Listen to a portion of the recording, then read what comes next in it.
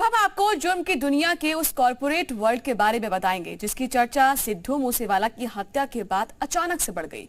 हम बात कर रहे हैं लॉरेंस बिश्नोई गैंग की, जो कि किसी आम कॉर्पोरेट कंपनी की तरह ही काम करता है।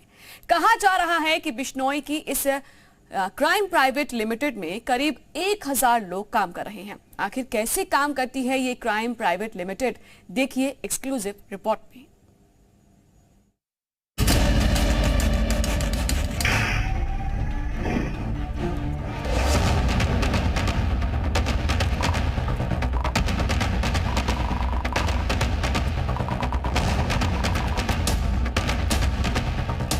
पंजाबी सिंगर सिद्धू मूसेवाला की हत्या के बाद एक गैंगस्टर का नाम चर्चा में है और वो है लॉरेंस बिश्नोई।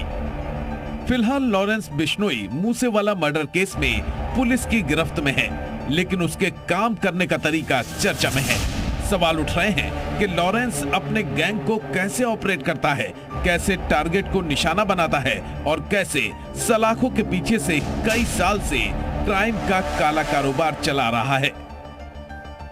दरअसल देश के कई राज्यों में जुर्म की दस्तक देने वाले छोटे छोटे गैंग अब बिश्नोई की क्राइम कॉर्पोरेट कंपनी का हिस्सा बन गए हैं। जुर्म की इस कंपनी में अब कुछ चुनिंदा लोग नहीं हैं, बल्कि क्राइम के इस कॉर्पोरेट वर्ल्ड से 1000 से ज्यादा लोग जुड़ चुके हैं। बदमाशों की भर्ती करने के लिए कंपनी के लोग सोशल मीडिया के जरिए मोटा लालच देकर अपने गैंग में नए लड़कों को शामिल करते हैं। किसी कंपनी में काम करने वाले लोगों की तरह इन लोगों को भी इनकी योग्यता के अनुसार काम दिया जाता है। शारीरिक तौर पर मजबूत लड़कों को गैंग में शूटर बनाया जाता है। जो लड़के गैंग में नए होते हैं उनको रेकी करने के काम के साथ साथ कैरियर और सप्लायर की जिम्मेदारी दी जाती है। कुछ लड़कों को ये गैंग सिर्फ अपने साथ इसलिए रखते हैं ताकि उनके जरिए शूटर्स के ठहरने की व्यवस्था की जा सके। इस क्राइम कंपनी की सबसे बड़ी खासियत यह है कि इस कंपनी से जुड़े हुए किसी भी शख्स को अपने अलावा किसी दूसरे को दिए हुए काम की कोई जानकारी नहीं होती। इस कंपनी से जुड़े हुए तमाम गुर्गों को आदेश इंटरनेट कॉलिंग के जरिए विदेश से दिए जाते हैं। अब सवाल ये उठता है कि इतनी बड़ी कंपनी चलाने के लिए पैसा कहां से आता है। दरअसल लोगों से वसूली जाने वाली एक्सटॉर्शन मनी क्राइम कंपनी की फंडिंग का सबसे बड़ा जरिया होती है। प्रॉपर्टी विवाद का समझौता कराकर और केबल टीवी नेटवर्क पर कब्जा करके भी कमाई की जाती है।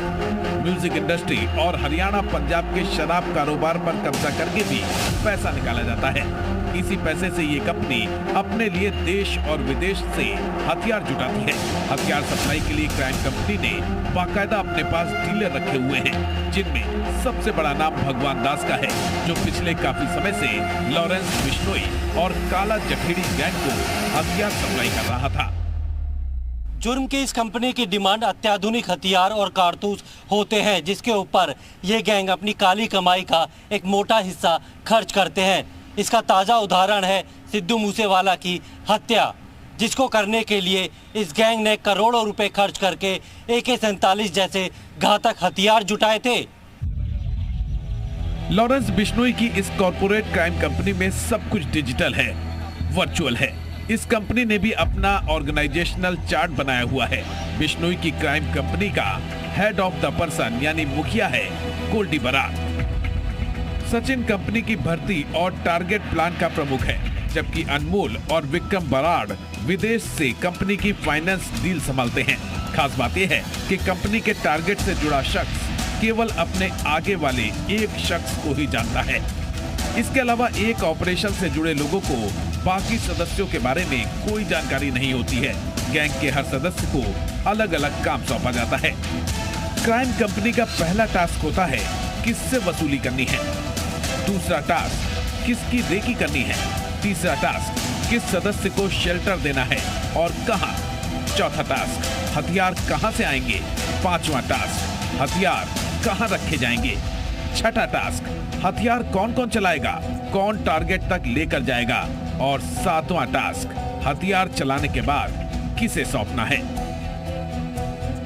लॉरेंस बिश्नोई अपने गैंग मेंबर को भावनात्मक तौर पर जोड़ता है। यही वजह है कि आज उसके गैंग में अलग अलग राज्यों के करीब 1000 बदमाश और शार्प शूटर्स मौजूद हैं। बाकी बड़ी कंपनियों की तरह क्राइम की इस कंपनी में भी लोगों को सोशल मीडिया और मार्केटिंग के लिए रखा जाता है, जो वारदात के बाद उसकी जिम्मेदारी लेने और गैंग की मार्केटिंग करने का जिम्मा संभाले हुए हैं।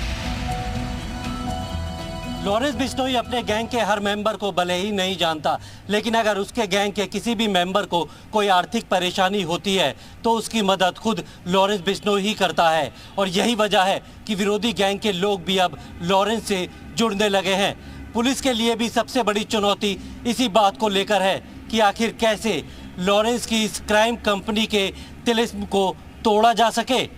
प्रमोद शर्मा, जी मीडिया, दिल्ली।